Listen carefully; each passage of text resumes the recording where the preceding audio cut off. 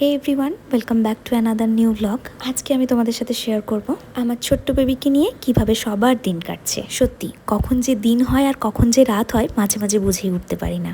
আজকের ব্রেকফাস্টে আছে চিড়ের পোলাও আর দুটো ডিম সেদ্ধ। আজকে এটা দিয়ে আমি ব্রেকফাস্ট করব। সকালবেলা আমি আমার গ্যাসের ওষুধটা খেয়ে নিয়েছি, যেটা ডক্টর দিয়েছে। তারপরে আমি একটু হরলিক্স খেয়েছিলাম, আর এখন ব্রেকফাস্টে এটা খেয়ে নেবো। কিছু করেছে? এই যে বাবুর এখন অয়েল মাসাজ চলছে, মুখে তেল মাখা হয়ে গেছে, এখন হাতে পায়ে তেল মাখা চলছে। এই দিদুন চান করিয়ে দিয়েছে আমার বেটুকে। আজকে বেটু একদম ম্যাচিং ম্যাচিং জামা প্যান্ট টুলুন পরে নিয়েছে। মুখে দেয় না বাবা হাতটা। চলো চলো, তুমি এবার খেয়ে নেবে, চলো। আমরা এখন বেরিয়ে পড়েছি দুপুরবেলা হাঁটতে। একটা পেয়ারা নিয়ে নিয়েছি, এটা খাবো এখন। আর খেতে খেতে এখন হাঁটছি রোদে একটু, দুপুরের খাওয়ার পরে। এটা কার বাইক? হ্যাঁ, কামরাঙা। এই দেখো আমাদের গাছের কামরাঙা। আর বাকি কত কোন গাছে আছে? ওই দেখো কত সব পড়ে গেছে তো। আমার তো এখন চলবে না। তুই দেখ কামরাঙাটা দাও দেখি।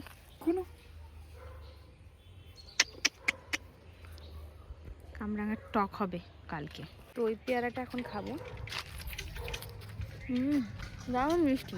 মামনির কাছে জানতে পারলাম ওই পেয়ারাটা নাকি, ভেবেছিলাম মানে মামনি প্রথমে বলছিল যে এটা নাকি বারুইপুরের পেয়ারা।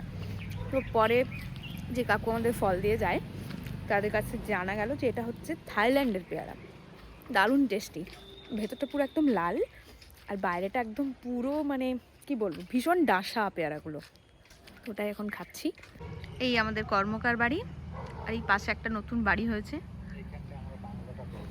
হ্যাঁ হ্যাঁ ঠিক আছে। আর এখানে রোদটা খুব ভালো আসছে এখন, তো এখানেই ভাবছি একটুখানি দাঁড়াবো। আমার চুলটা একটুখানি হালকা ভেজা আছে, তো মামনি বললো যে একটুখানি রোদে দাঁড়িয়ে নিতে। এখান থেকে রোদটা ভালো আসছে।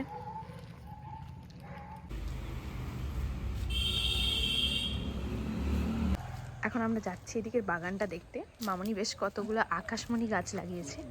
আমি চিনি না তো, সেই জন্য অনেককে বললাম আমাকে গাছগুলো একবার চিনি দিতে। কোথায় মৌচাক ছিল? ওই ডাবগুলো কত সুন্দর হয়েছে, সেদিনে পাড়া হয়েছিল অনেকগুলো ডাব, খাওয়া হয়ে গেছে কদিন। এই ডাবের জলগুলোই খাচ্ছিলাম। তো এখন আমরা যাচ্ছি গাছগুলো দেখতে।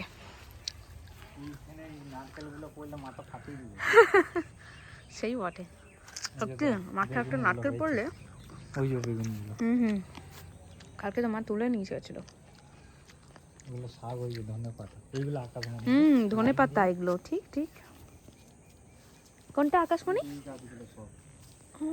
অনেকগুলো আকাশমণি গাছ তো লাইন দিয়ে লাগানো আছে, মানে একদম ওই ওই প্রান্ত অবধি। হ্যাঁ 5টা রো আছে, 1টা 2টো 3টে 4টে 5টা 6টা 7টা রো।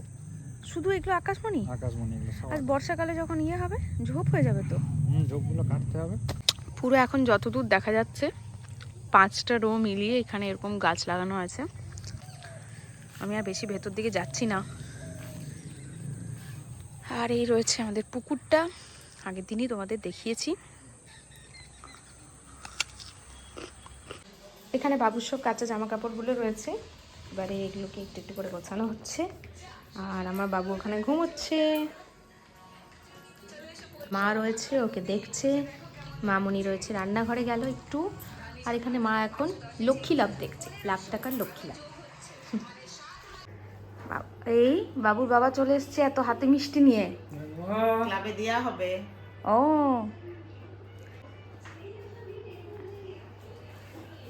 কখন যাবে এগুলো দিতে? আচ্ছা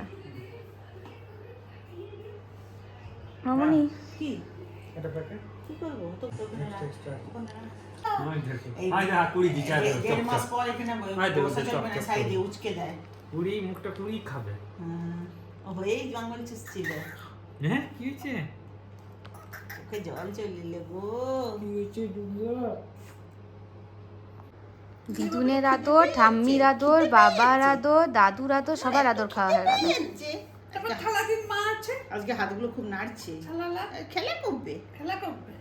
খেলা খুব কর, ঘুমিয়েছে ধারে বসা আজকে। চলবে না।